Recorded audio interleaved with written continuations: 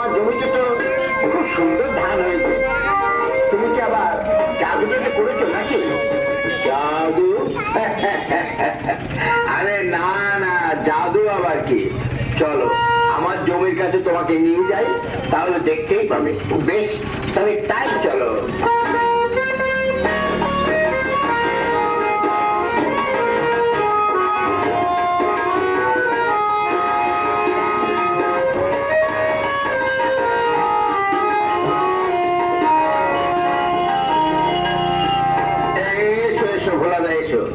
এই দেখো, দেখেছো দেখেছো, ভালো করে দিয়ে দেখো, সুন্দর বলিষ্ঠ ধান গাছ, বেশি সংখ্যক পাশ কাটি ছেড়েছে।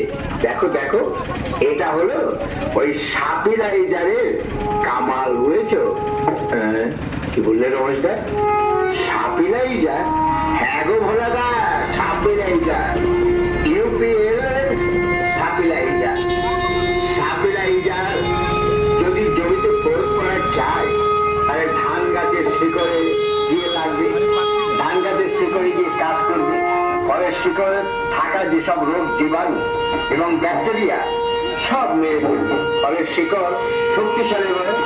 ও তাই, তাহলে তো সাপিলাইজার কখন দিতে হবে বলো তো রমেশ দা? এই যে তুমি যে সাপিলাইজার দিয়েছো, কখন দিয়েছো? আরে ভোলা দা, চাপান সারের সাথে মিশিয়ে একর প্রতি 500 গ্রাম হারে প্রয়োগ করতে হয়। এর ফলে গাছ মাটি থেকে সমস্ত ধরনের খাদ্য উৎপাদন শোষণ করে এবং সবকিছু ঠিকঠাক করতে পারে, বুঝলে? ও তাই, আচ্ছা, তাই তোমার ধান গাছ এত শক্তিশালী এবং এত সবুজ, তাই এত বেশি পাশ কাটে। হ্যাঁ বলে না, তাহলে বুঝলে তো এটা কোনো জাদু ফাদু নয়, বুঝতে পেরেছ? আচ্ছা রমেশ দা, মাজরা পোকা আর এই যে যেসব ধরনের পোকা আছে, আমার ধানে খুব ক্ষতি করছে রমেশ দা। আরে বাবা, তা নিয়ে কোনো দুশ্চিন্তার কোনো কারণ নেই। ইউপিএল এর কেবুকা একটা ওষুধ আছে, কেবুকা 3 কেজি প্রতি একর হিসাবে প্রয়োগ করতে হবে। কেবুকা ধানের প্রধান শত্রু যে মাজরা পোকার বিরুদ্ধে লম্বা সময় পর্যন্ত কাজ করে, ফলে বারবার ওষুধ প্রয়োগ করতে হয় না।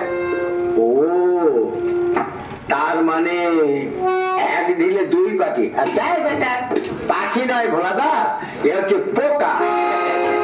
আরে রমেশ দা, তার মানে কি ওই একই কথা, ওই আর কি। কেবুকা একাই মাজরা পোকার হাত থেকে ধান গাছকে সুরক্ষা দেয়। শুধু সুরক্ষা দেয় না ভোলাদা, লম্বা সুরক্ষা। এর ফলে ওষুধ প্রয়োগের খরচা অনেক কম হয় এবং লাভ হয় অনেক বেশি।